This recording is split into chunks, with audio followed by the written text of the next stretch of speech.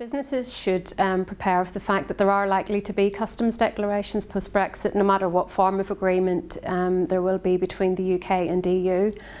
This would mean that goods moved from the UK into Ireland will require an import declaration, and it would be the same as goods being shipped from any other non-EU country. Movements of goods from Ireland to the UK will be classed as an export declaration, and that means that they will be subject to customs risk assessments and strict time limits. We do envisage that there will be some form of custom formalities from trading with the UK. We just don't know what form they will take yet.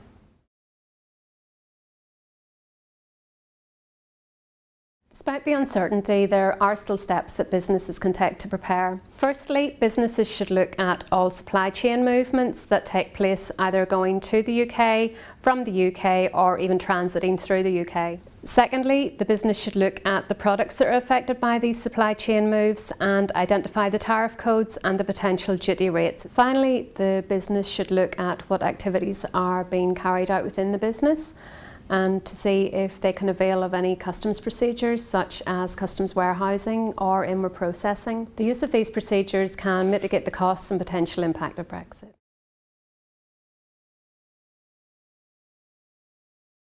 The main types of customs documents are the import and export declarations, and these are usually completed by a customs broker. If the UK and EU agree to a free trade agreement as opposed to being part of a customs union, origin documents will also be required.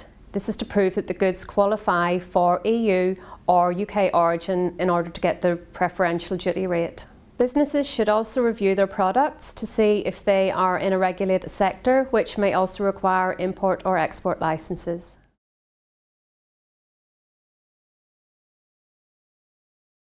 Potentially your shipments could be affected if they move through the UK using the land bridge option.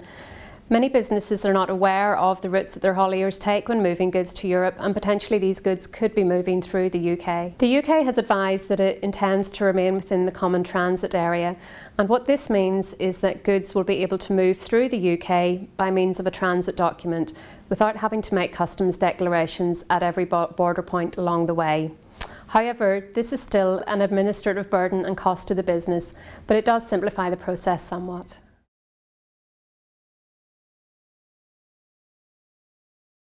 There are many different customs authorisations and simplifications that businesses can avail of. It depends on what business activity they're carrying out.